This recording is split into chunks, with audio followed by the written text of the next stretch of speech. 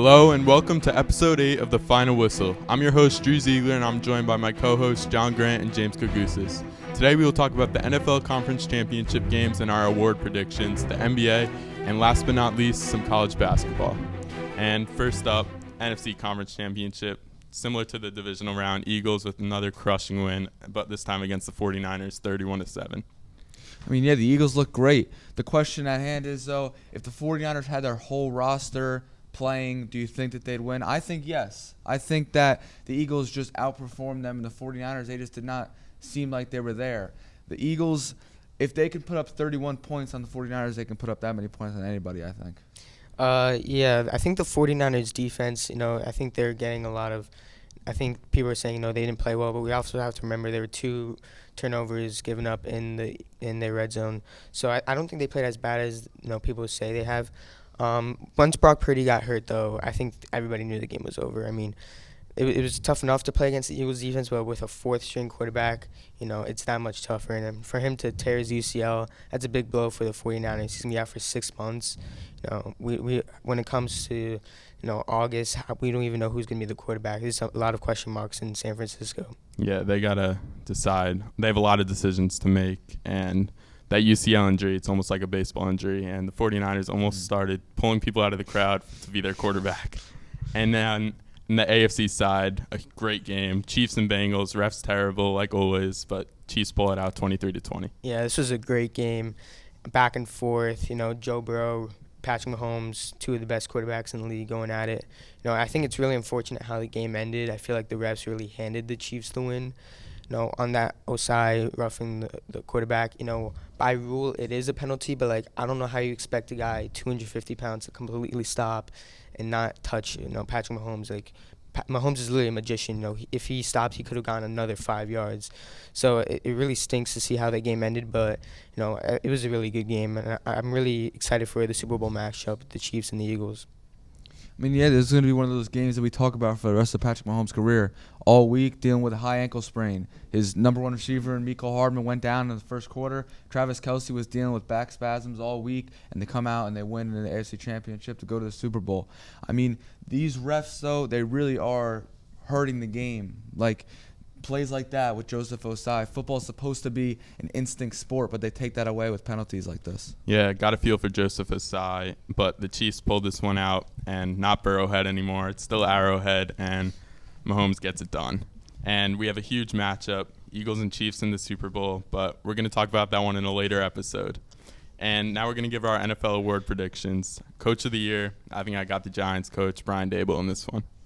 Yeah, I got to go Daboll there. If you're not picking Daboll for Coach of the Year, you just don't know football. I mean, that roster, I think there's probably 2 caliber guys on that offense that are worth, let's say 3. Andrew Thomas, Daniel Jones, Saquon Barkley. Everybody else, the receiver core is horrendous, everything else, and they were in the playoffs, and they won a playoff game. Yeah, he hit the nail on the head. I mean, he brought a bottom 5 roster to the playoffs and won a playoff game on the road. I mean, he just – He exceeded all the expectations. If you're a Giants fan, you couldn't have hoped for a better coach. Yeah, now they have a late pick. It'll be interesting to see what they do with that and a lot of cap space.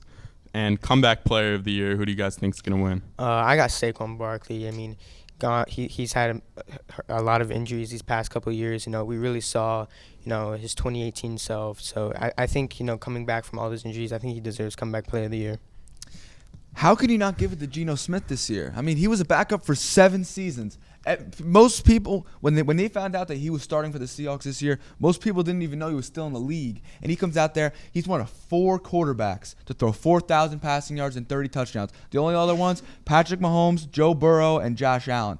Geno Smith played at an elite level this year this is his first season playing since his sophomore season. He's been a backup ever since then. I mean, how can you not give it to Geno Smith this year, but 2 years ago give it to Ryan Tannehill when he came back and played well? But Geno Smith played at a top 5 quarterback level. Yeah, I think the comeback player of the year award has to be more defined. Is it coming back from injury? Yeah. Is it coming back from not being as good as a player? But I think those are the 2 candidates that could win it. And offensive rookie of the year, I think this goes to a Jets player, wide receiver Garrett Wilson. He's just an animal. I mean, yeah, you can make the case for Garrett Wilson not playing with very good quarterbacks, but I think that you got to go with Kenneth Walker, the running back for the Seahawks. I mean, he only played half the season because there was Rashad Penny there. He got hurt. He goes in. He had 1,000 rushing yards. He was the firepower in that Seahawks offense. Those couple games where they were beating teams up. It was because of Kenneth Walker and him getting in there and running the ball real well. I'm going to go with Garrett Wilson just because I think it's more impressive that Garrett Wilson had 1,000 receiving yards with Mike White and Zach Wilson as his quarterback than Kenneth Walker having 1,000 rushing yards in like more than half a season. So I think that's the reason why Garrett Wilson is going to be my offensive rookie of the year. I mean, when you have Zach Wilson and Mike White as your quarterback, you can't really do much, and he played really well this year. Yeah, John's going to stay with his team. Respect to him, but I think Garrett Wilson's got this one. And Defensive Rookie of the Year, I think this is unanimous, going to another Jets player. They have a bright future, Sauce Gardner, cornerback. Yeah, I think he was the best cornerback in football this year. I think he's top 3 cornerback, but this year I think he was the best. He was locking up everybody. Justin Jefferson, he didn't really allow him to do much. Same with Tyreek Hill. When he was covering Tyreek, he didn't do much. So he's a really, really good cornerback. The Jets got a great future. I mean, yeah, I love my Seahawks. I would love to sit here and say Tariq Woolen, but I got to go with Sauce Gardner, man. He was just playing at an elite level all year. Like you said, locking up some big-name receivers, and you don't really see that as much in a rookie season for a cornerback anymore. Look what happened with Jeff Okudah. He was supposed to be that big guy, came out, didn't really do much. I mean, it's just those rookie seasons for a corner. Pat Surtain, they're never that good, and he was playing like he was the best corner in the league. Yeah, and next up, Offensive Player of the Year. This could go to a lot of people. Who do you guys think? I mean, I'm going to give it to Tyreek Hill. I think Tyreek Hill came in there, and he just changed that Dolphins offense because the Dolphins, they were one of the best teams until Tua started getting hurt, and he was getting the ball thrown in by Skylar Thompson and Teddy Bridgewater. He was still putting up good numbers with them, and he was top 5 in receiving yards. I think he just really had a great season, Offensive Player of the Year caliber. I'm going to give it to Justin Jefferson. I mean, if it wasn't for those last 2 games of the season, he was on pace to have one of the best seasons in NFL history from a wide receiver. So I'm going to give it to him. I mean, I feel like he was open every single play. He made it easy for Kirk Cousins to make that throw. He's in my opinion, the best wide receiver in football. And I think he had one of the best seasons of all time. Yeah, I think another guy who's not being talked about as much for this award, Travis Kelce. He's just the best tight end in the league by far, I think. And now to the defensive side, Defensive Player of the Year. I think there can be some sleeper names in this one. Eagles defensive end, Hassan Reddick. Mm-hmm. If there was a Most Improved Player award, he would win that. Well, Most Improved Player, I would give that to Geno Smith. Yeah. But for defense. I guess for defense. My Defensive Player of the Year, I think I got to give it to Nick Bosa. I mean, he was a menace on the line of scrimmage. He had like 18.5 sacks. I think I think he was one of the best players on that 49ers defense. He really energized that defense whenever they were down. They needed a big play. Nick Bosa was always there to make that play. I got to give it to Micah Parsons, man. I mean, linebacker, coming in, rushes the passer like a defensive end, covers like a coverage linebacker. He can do it all for you. He can contain, he could rush a passer, he can cover a receiver. He can really do it all. He's going to be one of the best defensive players in the league for a long time. I think another guy who could win this award, Chiefs defensive tackle, Chris Jones. Mm-hmm. He's just been disrupting plays all year, and especially in the playoffs now. Now the big award, MVP. I think this is Mahomes' award to win. I mean, yeah, it's Mahomes. It's been Mahomes all year. They tried to kind of make the case for a bunch of other people, but all season it was always Mahomes versus so-and-so. So it was Mahomes versus Burrow, Mahomes versus Allen, Mahomes versus Hurts. They were always trying to find a guy that can compete with Mahomes, but it was always Mahomes. Yeah, I agree. I mean, Mahomes has been the best player in the league all year, especially losing Tyreek Hill. He might have had a better season this year than last year without Tyreek Hill, which is, if you told me that last offseason, I would have thought you were crazy. But yeah, Mahomes has been that guy all year, and I think it's probably gonna be unanimous in my opinion. Yeah, Mahomes is just different from everybody else. He's him. And Tom Brady finally retires, and I think this is for good this time. Yeah, we just found out, half an hour ago. I think it sounded genuine. I think he's going to retire for good. I don't think he's going to come back. I mean, he had an abysmal year. It wasn't really his fault. I mean, he didn't really have a good supporting cast, but I think it really sounded like he was retiring for good, and I really don't think he's coming back. Yeah, Brady's done, man. I mean, he had great career is an understatement. I mean, 20 out of his 21 seasons, he was in the playoffs, 7 Super Bowl rings, 3 MVPs, 4 Super Bowl MVPs. I mean, it's insane numbers. No one would have even imagined that from where he came from, 6th-round pick out of Michigan. Great career, best player of all time. I mean, it's Tom Brady, man. Tom Brady did have an abysmal year this year in my eyes. He was my fantasy quarterback, and it was just horrible watching him all year. But undoubtedly the GOAT, best player of all time. And after this short break, we're going to talk about the NBA. Welcome back. Now we're going to talk about the NBA. First up, just the refs have been terrible this year. It seems like there's nothing to do, but they have to figure out something because they've just been horrible, especially in that Lakers-Celtics game. Yeah, I have no idea how they missed that call at the end of the game when LeBron James got clearly slapped by Jason Tatum. I mean, I can understand that they don't want to call the foul with 0.0 seconds left in the game. I can understand that, but, like, man, that was, like, the most you like, heard it through the TV. Like, it was loud and clear. Yeah, I don't know what they were doing. LeBron almost started crying, but, yeah, they might be nice to the Lakers from now on. And our players of the week this week in the West, Damian Lillard, 42 points, almost 8 assists, and 63 field goal percentage. He's just playing great, especially this past week. I mean, it's glad to see his name back on the top of the list. You know, he's been missing for these couple months. Like, you really don't hear about him, but I'm glad he's back up there because he honestly carries the Trailblazers. He's like their main player, obviously, and I'm glad to see him back on top of the list of the league. Yeah, he's always a good player, but it seems the Blazers can never make that run to the championship. And in the East, Giannis returning and averaged 38 points, 13 rebounds, and 4.5 assists. He's just the MVP. I mean, he's just Giannis. You can't. He's a freak, man. Like, he does everything he can do to win, and no one can stop him. He's unstoppable. Yeah, the Celtics, though, still number 1 in the standings. The Bucks, Sixers, and Nets are on the rise in the East, and Giannis had 50 points in his injury return. But Embiid has been going crazy, and Kyrie has been leading the Nets pretty well.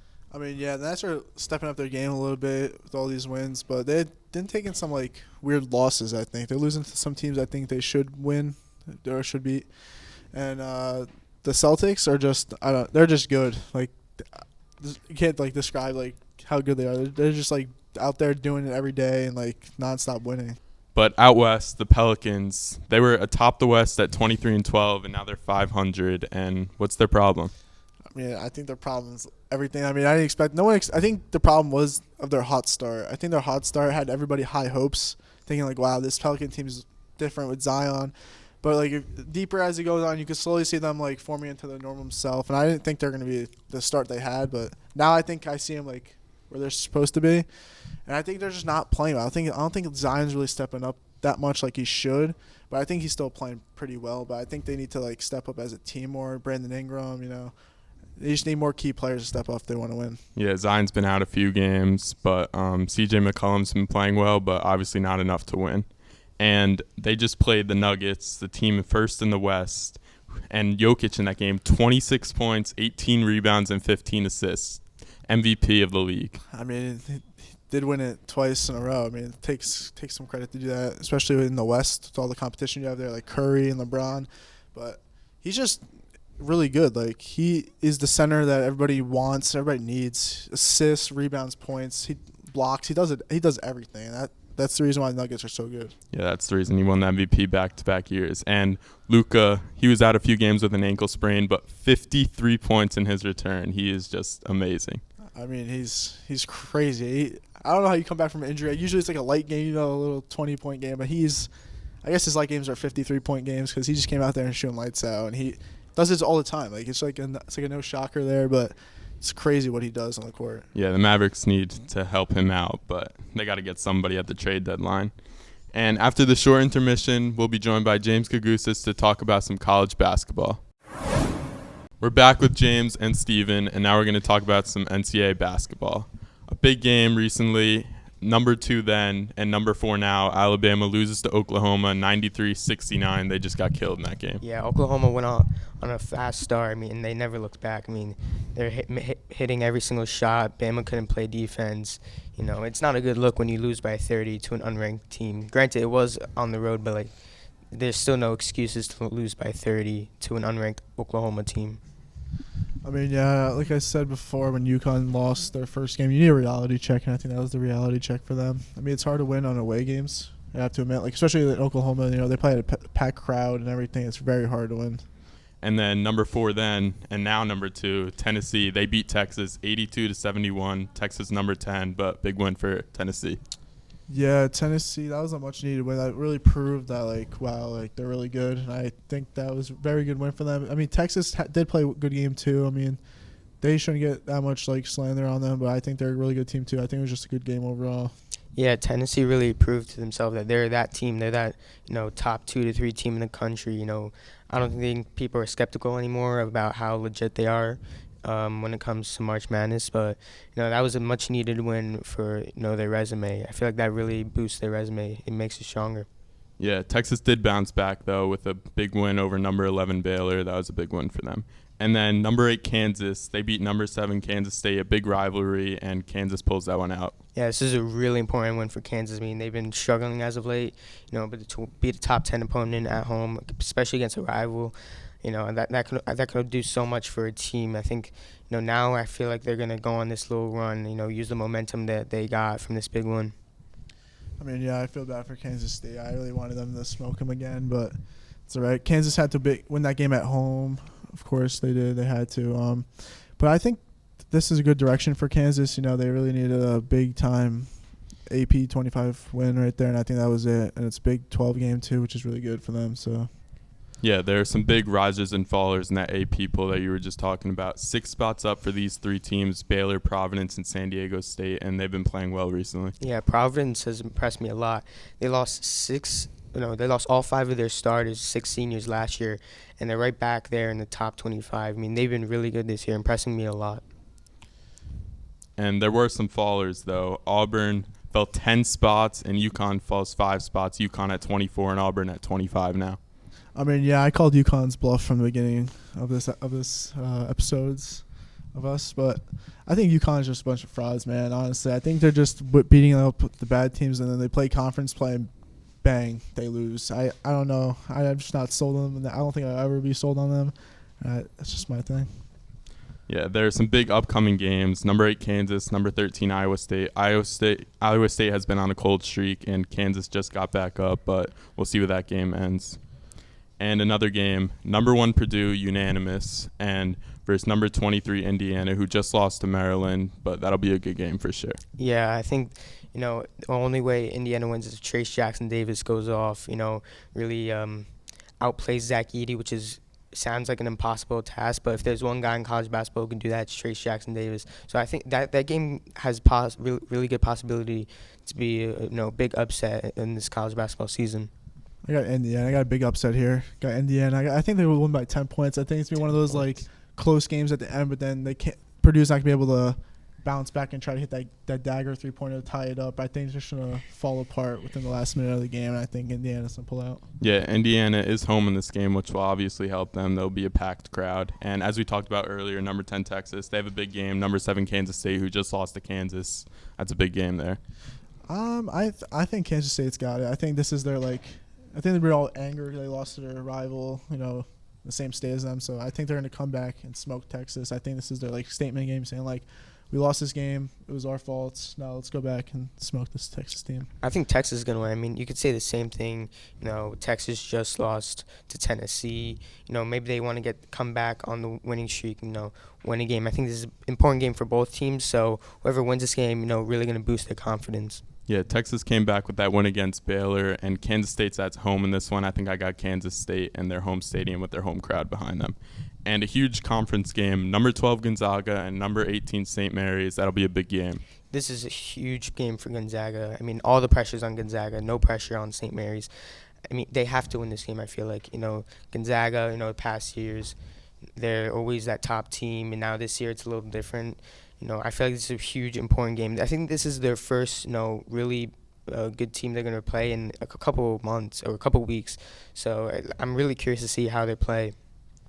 Yeah, I got St. Mary's in this game, no doubt in my mind. I'm a Gonzaga hater, but I don't think the way they're playing this year, that they're going to beat St. Mary's. St. Mary's is like their rivals in the conference play, and I think this would be a big game for St. Mary's to step up to be the number 1 seed in their conference and take that for the conference tournament. Yeah, St. Mary's has been a good team in recent years, and they're at home. They obviously don't have a very big stadium, but we'll see what they can do. That'll be a big game. And thanks for tuning in to this week's episode of The Final Whistle. We hope you enjoyed it. We will see you next week.